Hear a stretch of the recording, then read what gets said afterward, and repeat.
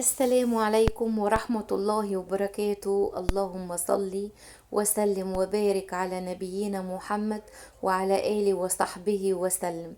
صباح الفل، صباح الورد والياسمين على أحلى متابعين. وحشتوني من فيديو امبارح لفيديو النهاردة. ربنا يسعد أيامكم يا حبايبي. دايما بدعيلكم في أول الفيديو، ودي عادة ربنا ما يقطعها عنا. ربنا يكتب لكم الخير الوفير مطرح ما تحطوا رجليكم، ويرزقكم رزقا حلالا طيبا يا رب العالمين، ويرزقكم من السعادة أوسعها بحق جاه النبي وأهل بيت رسول الله. ربنا يفتح لكم أبواب رحمته ويحقق أمانيكم، ويصرف عنكم يا رب كل هم وكل حزن وكل شر، ويجعل أيامكم كلها نور وقلوبكم طمأنينة، ويرزقكم راحة بال لا تنتهي يا رب العالمين. ربنا يبارك فيكم جميعا ويحفظكم يا رب أينما كنتم، يرزقكم الخير كله يا رب العالمين. صباح الخير يا حبايبي، صباح الهنا والفل والسعادة. بصوا بقى، انا بدأت يومي ان انا نزلت، ما كانش عندي بصراحة عيش في الفريزر. انا بحب اجيب العيش بتاعي مثلا ايه، كل يومين ثلاثة كده وافرزه ايه في الفريزر، بينفعني بصراحة. خلاص يا بنات، فانا نزلت الفرن لقيت العيش زي الورد زي الفل كده. ربنا يديمها نعمة علينا يا بنات. انا ايه جبته وكيسته كده زي ما انتوا شايفين. بصراحة يا بنات بحب اروح اجيب العيش في البدري كده، بحس باخد يعني بحب اشم هوا الصبح ده، باخد هوا ونشاط كده. ايه يعني بصراحة نزلت مع ولادي وهم رايحين المدرسة، دخلتهم هم على المدرسة ورحت انا ايه، جبت العيش بتاعي من الفرن وكده. قلت ايه تبقى العيش سخن كده. وبصراحة جبت شوية ايه طلبات في ايديا. قلت ايه عشان ما انزلش تاني بقى، عشان لما اخش البيت اشوف بقى انا ورايا ايه يا بنات. جبت شنطة طماطم الحلوة الجميلة دي. دي الاتنين ب15. شنطة الطماطم دي 2 كيلو ب15، الكيلو ب7.5. بس حلوة قوي يا بنات والله وجامدة. وبصوا بقى، الحاجة الصبحية دي بتبقى وش القفص ايه بقى، حاجة جميلة. وانا بحب انقيها جامدة وحمرة، بحيث ان انا لما اسيبها في التلاجة ما تتأثرش. وجبت بطاطس يا بنات وايه، وكانش عندي ليمون وكده، يعني جبت شوية حاجات ايه للتلاجة. خلاص. رصيت حاجتي وغسلت الطماطم ودخلتها في الدرج بتاعها وكده، وفضيت البطاطس بتاعتي في التربو. وقلت بقى ايه افتح الشبابيك، انا بقى كنت لسه طالعه من تحت. قلت افتح الشبابيك بقى كده وايه، وانضف بقى الايه، امسك اوضه اوضه كده، اشوف انا هعمل فيها ايه. بصراحه لفيت على الاوض يا بنات، خليتها كلها بصراحه زي الفل زي الفل. ماشي. وبعد كده طلعت بقى على الريسبشن وعلى الجزئيه التانية من الريسبشن. ظبطتهم ولمعت كل حاجه فيهم، الترابيزات بالنيش بالمكتبه بكله كله بصراحه. وبعد كده قمت لفه بقى ايه بالمكنسه على الشقه كلها. ومسكت بقى جبت الجردل للمسح بتاعي وحطيت فيه شويه دوني. نسيت اجيب بريكس. بصراحه بريكس ده حلو قوي يا بنات للارضيات، بيدي ريحه حلوه قوي وبيخلي الارض بتلمع بصراحه. وبلمع بقى السيراميك العريان ده كله. بصوا انا ايه، السجاد بشيله كله اسبوع، بتاع الشقه كلها عامله يوم كده اسبوع. بلم كل السجاد اشيله، انفضه واهويه كده، واقوم جايبه ايه الشقه كلها. تقعد بقى معايا الاسبوع كله، يبقى هو كنس بالمكنسه وايه، ولمع السيراميك العريان. انتوا فاهمين قصدي؟ دي كده حاجات انا بحب اعملها. وبالمناسبه برضو يا بنات، انا عايزه اقول لكم على حاجه هتعجبكم قوي حياة ربنا. انا عايزه اقول لكم على ايه الاخطاء اللي احنا بنعملها من اول اليوم بتسرق وقتنا. يعني احنا في اخطاء بنعملها من اول اليوم بتسرق وقتنا. انا عايزه اقول لكم بقى ازاي ان احنا نصلحها، عشان يبقى يومنا ماشي كده بهدوء وراحه بال، ومن غير اجهاد ولا تعب لينا. بصوا بقى، انا ممكن اكون ايه يعني انا يعني مش عارفه اقولها لكم ازاي، بس ايه اللي انا بعمله انا عايزه اقول لكم عليه. يعني لو انتوا واحده خدت مني المعلومه وقدرت ان انت تستفاد بيها، يعني الحمد لله يجعلها في نصيبي يا رب في ميزان حسناتي. فانا يا بنات عايزه اقول لكم على حاجه. في حاجات صغيره كده احنا مش واخدين بالنا منها، بتسرق وقتنا وبتقلل النشاط بتاعنا، وبتحسي كده ان هي بتخلي يومك تقيل اتقل من اللازم بصراحة. يعني بصوا انا هتكلم معاكم بصراحة. في كم غلط كده او كم خطأ، مش هقول غلط بقى، كم خطأ كده بيخلي يوم الست فلت من ايديها. فاهميني؟ زي ايه بقى؟ زي ايه اللي ممكن يخليني يعني حاجات بعملها تفلت، تخلي الوقت يفلت مني. بصوا انا هقول لكم، اول حاجه ان احنا لما بنقوم الصبح بعد ما بنخلص الفرض بتاعنا والورد والاساسيات اللي لازم تعمليها، وتقولي الاذكار اللي هتحصنك وتديكي باور لنهايه اليوم. دي لازم اساسيات، دي مفيش اي مفرغ منها، لازم تتعمل. الفرض، الورد، الذكر، كل ده اساسي الصبح. ماشي، وتقولي الاذكار بتاعتك كلها كده، تخلي ربنا ايه يبارك لك في وقتك وفي جهدك. فانا بقى ايه هقول لكم كده، ان احنا اول ما بصحى يعني، وده الغالب بتاعنا، ان احنا بنصحى ايه نخش بسرعه على المطبخ ونبدا يلا نغسل مواعين، يلا نروق، يلا نعمل معرفش ايه. لا، انا كده، وانا يعني اول ما بقوم كده قبل ما بمسك التليفون بتاعي اشوف انا، لان انا بحب اكتب عشان انا طبعا زهايمر، فبحب اكتب اللي انا ايه هعمله. والله العظيم انا ست منظمه على فكره. يعني سيبك ان انا بقعد اضحك كده وكده، بس انا يعني بحب النظام جدا على فكره. وما بحبش حاجه منعكشه قدامي ولا حاجه مش نظيفه قدامي. تلاقيني بقى بصوا ببقى متعفرطه. فانا اول حاجه بعملها ايه، بكتب كده على الواتس عندي، انا عامله زي مذكره كده لنفسي بكتب فيها كل حاجه عشان الزهايمر. فبقوم ايه بقى اقول ايه، انا النهارده باذن الله ان شاء الله دايما اقدم المشيئه. انا عايزه يا بنات ان انا احط خطه لليوم اللي انا شغاله فيه النهارده ده.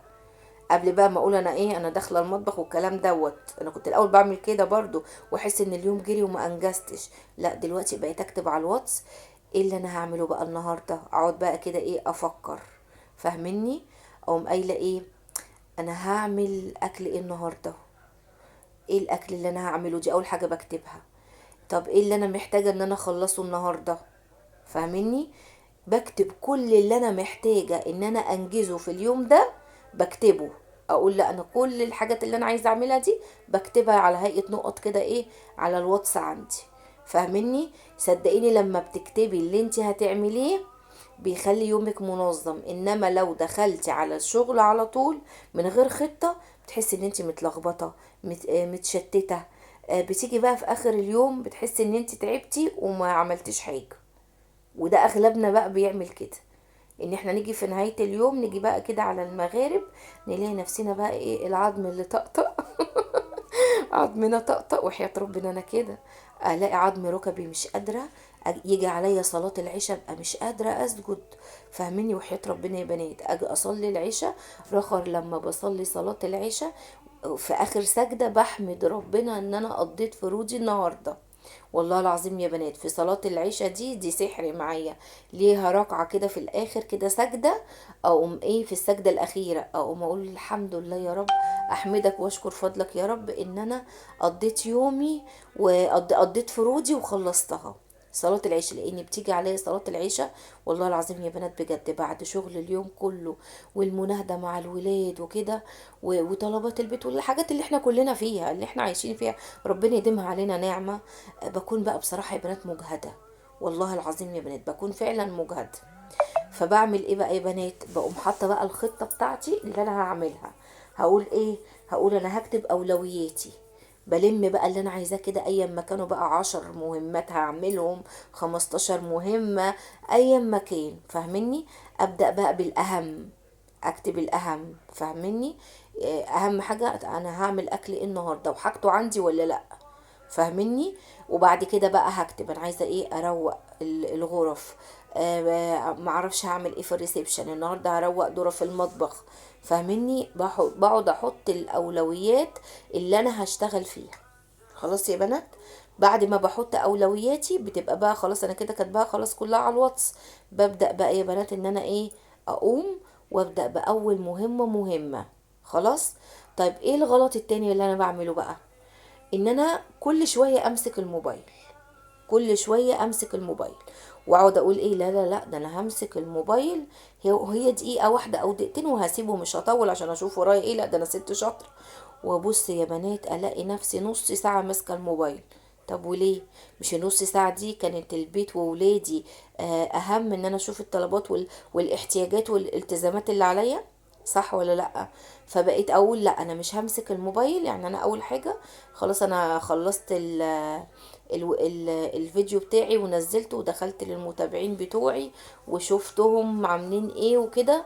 وبعد كده بقى ايه اشوف ورايا ايه. لما بقى بخلص بعد صلاة العشاء بقوم بقى ماسكة التليفون براحتي، ببدأ بقى ايه اشوف حبايبي اللي اللي نزلوا فيديوهات جديدة، اخش عندهم اشوف في ايه كده، فاهمني؟ بقعد اعمل كده بس بيبقى بعد صلاة العشاء. ليه بقى؟ لان لما بمسك الموبايل في نص النهار بحس ان خلاص ان انا وقتي ضاع.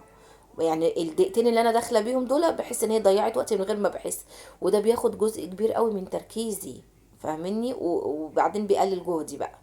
فانا بعمل وقت معين للموبايل ان انا ايه امسكه، ممكن بعد صلاة العشاء، وممكن ساعات اما في البريك اللي انا واخداه لنفسي بعد صلاة العصر، فاهمني؟ اقعد كده ايه اصلي العصر واقوم جايبه بقى التليفون وداخله، فاهمني؟ بس لازم احدد وقت. ودايما في غلط تاني بعمله ان انا لا انا الوقت الحمد لله مش بعمله، ما بحبش اراكم مواعين. بحس ان لما الحوض بيكون مليان مواعين كده بيبقى طاقة سلبية. اول باول بحب مواعيني، غسيلي، مطبخي كده، الحمد لله بفضل ربنا وكرمه عليا.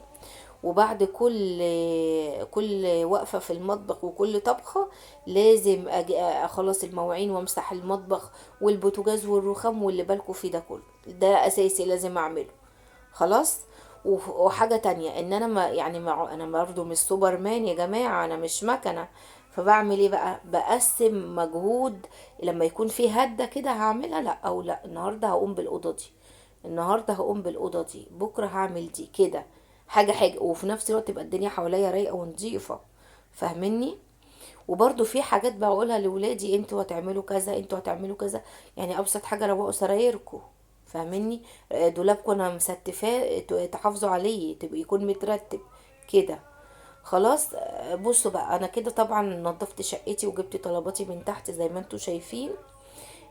دخلت بقى على المطبخ وعملت فطار بقى للولاد لما جم من المدرسه. دخلت بقى يا بنات هنا ايه على المطبخ بتاعي. النهارده انا ايه انا هعمل بسله. فقمت عامله ايه بقى؟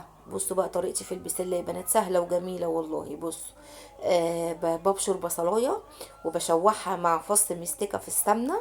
وبعد كده لما البصلايه تدبل بقوم نازله على طول بالطماطم. بهاراتي ايه يا بنات؟ بحط مرقه دجاج، وبحط 7 بهارات، وملح وفلفل اسمر وبابريكا. دي بهاراتي في الايه في البسله معايا يا بنات.